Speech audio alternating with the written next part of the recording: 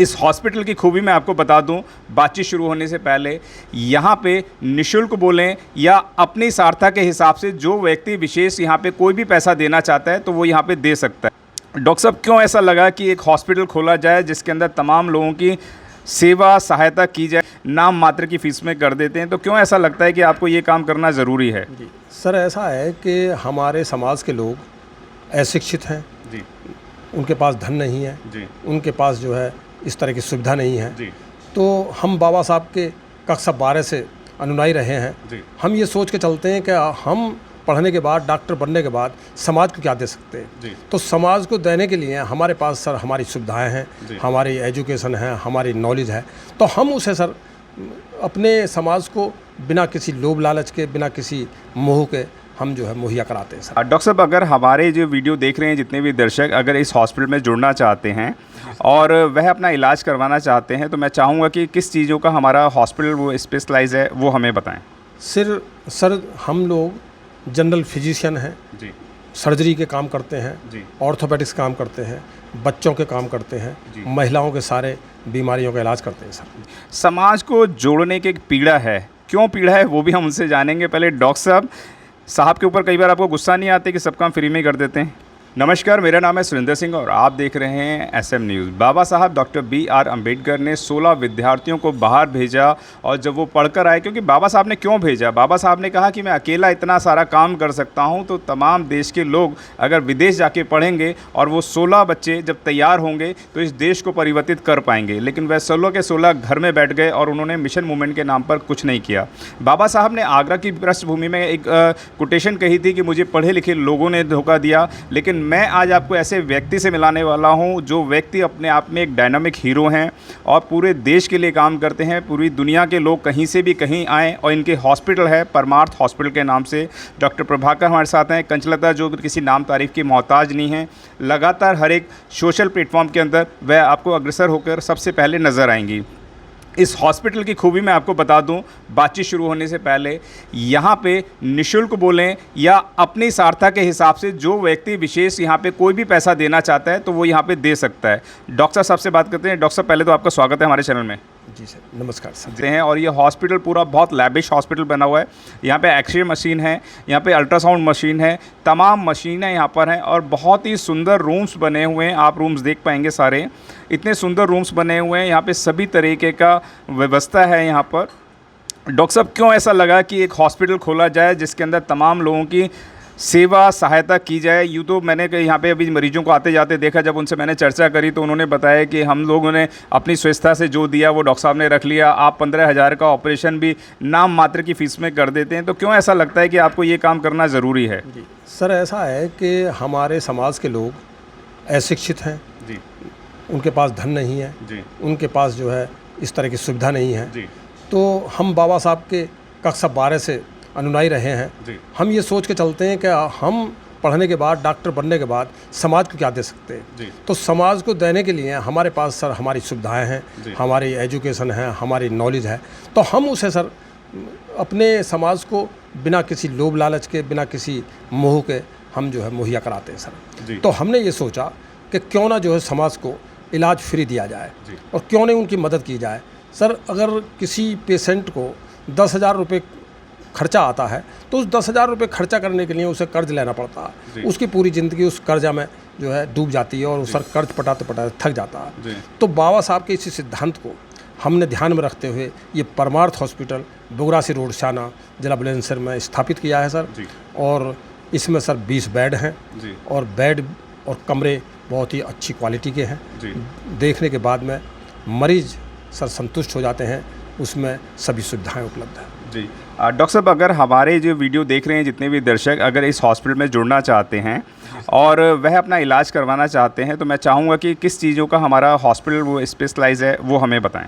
Sir हम लोग general physician हैं, जी, सर्जरी के काम करते हैं, जी, ऑर्थोपेडिक्स काम करते हैं, बच्चों के काम करते हैं, महिलाओं के सारे बीमारियों का इलाज करते हैं सर। जी, जी सर। जी डॉक्टर कंचलता हैं, आपने सोशल मूवमेंट पे सबसे पहले आपको नज़र आएंगी। समाज को जोड़ने की एक पीड़ा है, क्यों पीड़ा है वो भी हम उनसे जानेंगे। पहले डॉक्टर साहब के ऊपर कई बार आपको गुस्सा नहीं आते कि सब काम फ्री में कर देते हैं? नहीं, थैंक यू। गुस्सा तो नहीं आती है क्योंकि हमने जॉब में देखा है हमारा जो समाज है बहुत दुखी है, तो हमें भी लगता है हमने अपनी ज़िंदगी जी ली है और हमारी पेंशन इतनी पर्याप्त है कि हम लोग अपना मतलब बाकी जीवन यापन कर पाए। तो अब एक हमारी भी जिम्मेदारी है पे बैक टू सोसाइटी करना। तो ये हम दोनों ने मतलब डिसीज़न मिलकर लिया था कि अब हमें जो है बाबा साहब का सपना पूरा करना है।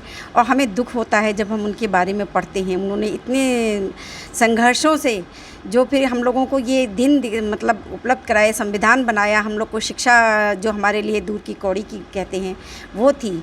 और तो हमने अगर उनके माध्यम से शिक्षित हुए हैं, हम आज यहाँ तक पहुँचे हैं, आज बोल पा रहे हैं, जो हमें संविधान की बदौलत ये हमें ताकत मिली है, ये अधिकार मिला है। तो अब हमारी बारी है, ऐसा हम लोग ने सोचा कि अब हमारी बारी है कि हम पे बैक टू सोसाइटी करें, इसलिए हमने ऐसा निर्णय लिया। अच्छा डॉक्टर साहब, कई बार आप इस तरीके की बातें कर देते हैं, मैंने कई आपको मंचों पे देखा है, जब आप बोलते हैं कि आप हमारे यहाँ ये इलाज करवाइए, तो बहुत सारे लोग जो गरीब नहीं होते हैं वो भी इस तरीके का कोटेशन करते होंगे, जी हम गरीब हैं, आपके समाज से हैं, तो आप हमारा फ्री में इलाज कर दीजिए। फिर हॉस्पिटल के अंदर ये लाइट वगैरह और व्यवस्थाओं को किस तरीके से मैनेज करते हैं, वो भी बताएँ। सर हमारे नर्सिंग होम में 12 किलोवाट का सौर्य लाइट लगा है जी। तो सर उस तरह की कोई लाइट की प्रॉब्लम नहीं आती जी। और आती भी है तो सर इतनी तो पेंशन मिलती है कि हम जो है उस बिल को पटा सकते हैं जी। और उसमें कोई दिक्कत नहीं आती। और भी डॉक्टर्स हैं, उनके खर्चे निकालना, मशीनों को जो खर्चे हैं उनके निकालने, आपके इतना सारा स्टाफ है, मैंने देखा 20 कमरों के अंदर सफाई वाले भी हैं और भी डॉक्टर्स हैं, और जो मशीनें हैं उनकी मेंटेनेंस है, सब चीज़ें हैं, तो सब चीज़ों को कैसे हाउ टू मैनेज सर? जी सर ऐसा है सर कि इतना जो हमारे अस्पताल में अधिकांश लोग हैं जी।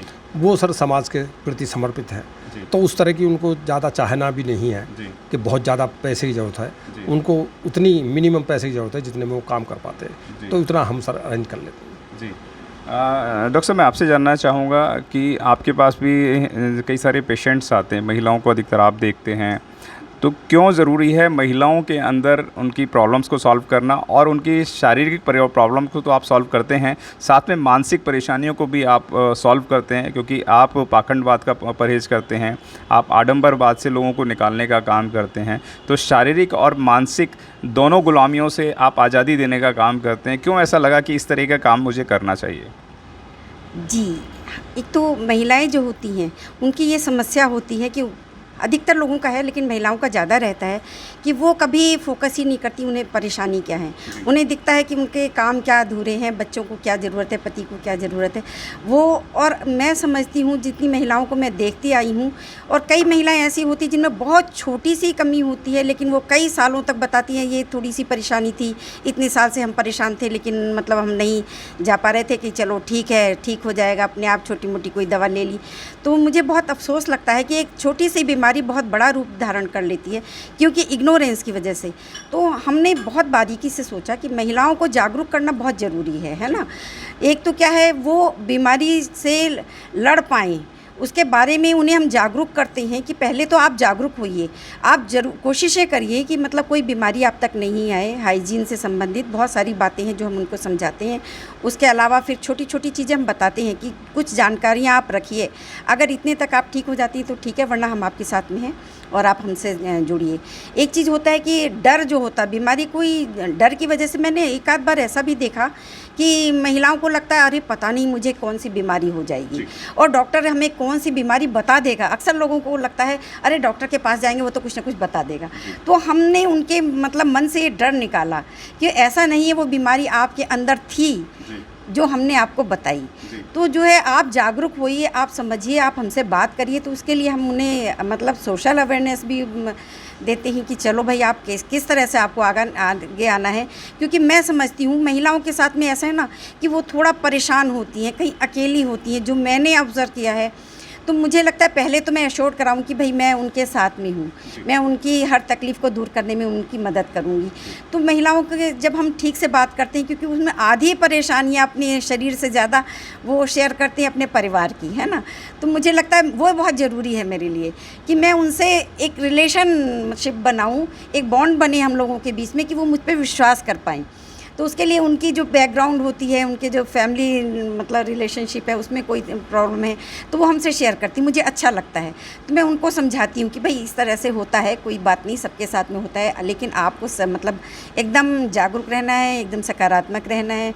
तो मैं समझती हूँ कोई भी डॉक्टर अगर आराम से किसी भी मरीज़ की बात सुन भी लेता है तो वो आध मतलब 50% वो मरीज़ ठीक हो जाता है, क्योंकि उसे बहुत अच्छा लगता है किसी ने उसकी बात सुनी। बाकी आधा काम जो होते वो दवाई मैं आपको बताऊं कि दोनों हस्बैंड वाइफ मिलके ये तरीके से काम करते रहते हैं। जब मैं इसमें हॉस्पिटल में एंटर करा तो डॉक्टर साहब कहीं व्यस्त थे और मेरे को मिलने में 10 मिनट लग गए उनसे, क्योंकि वह एक साइकोलॉजिकल ट्रीटमेंट कर रहे थे। साइकोलॉजिकल ट्रीटमेंट होता क्या है कि आप किसी को शरीर से पहले मानसिक तौर से आज़ाद कर देंगे तो वह स्वस्थ हो जाएगा। जैसे अगर आप सुबह उठते हैं और सुबह उठने की आप सोच लें कि मुझे सुबह उठना है तो आप उठ जाएंगे। आप सोचें कि अभी बारिश हो रही है, अभी टाइम थोड़ा सा रुका हुआ है, तो यह आपका साइकोलॉजिकल काम करता है और दोनों ही डॉक्टर इस काम पे पूर्ण रूप से काम करते हैं।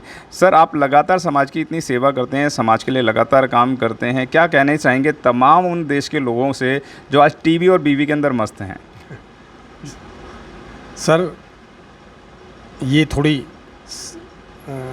समस्या वाली बात है जी।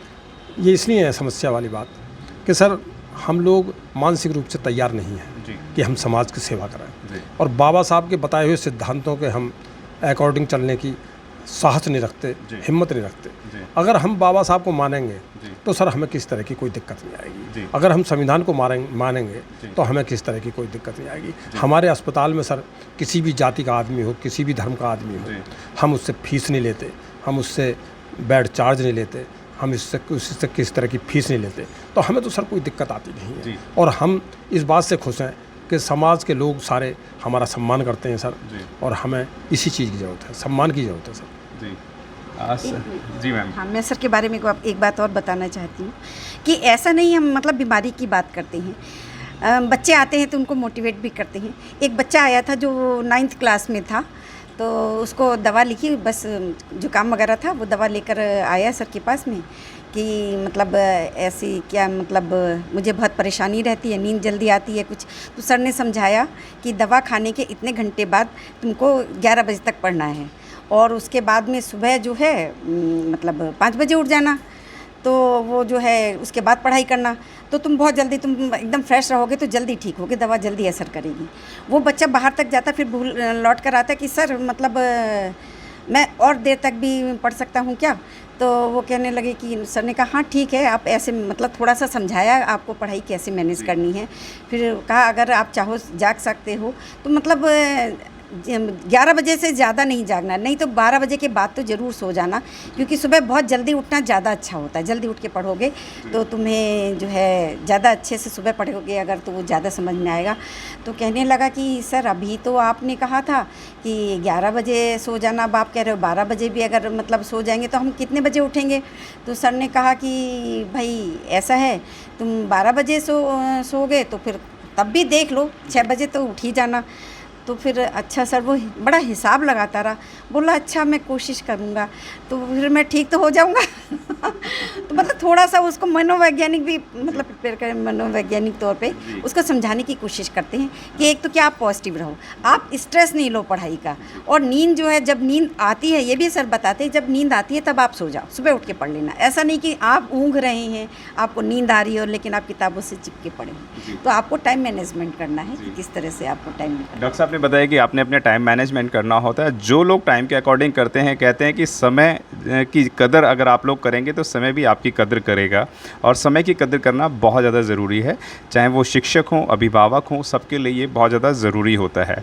डॉक्टर साहब के बारे में मैंने तमाम बात बता दी। जितने भी साथी लोग हमें देख रहे हैं वह अपने अपने माध्यम से मंदिरों के अंदर भी बहुत पैसा देते होंगे, तमाम ऑर्गेनाइजेशनों में पैसा देते होंगे। यूँ तो यहाँ पे पैसे की ज़रूरत नहीं है, लेकिन इनकी वेबसाइट का और इनके कॉन्टैक्ट नंबर हम लोग दे देते हैं। अगर आप भी चाहते हैं कि आप भी समाज की इस धारा के अंदर, मूल रूप से मैं आपको बताऊं कि मैं तमाम जगह पर जाता हूं तो वहाँ पे जो हमें अम्बेडकरवादी मिलते हैं, वो चिल्लाने वाले बहुत मिलते हैं, मिशन मूवमेंट वाले बहुत मिलते हैं, लेकिन हकीकत में जो सच्चे दिल से और सच्चे धैर्य से काम करते हैं वो इस तरीके के अम्बेडकरवादी होते हैं, जो लगातार इस मूल रूप से बाबा साहब के मूल मंत्रों को, सिद्धांतों को आगे बढ़ाने का काम कर रहे हैं।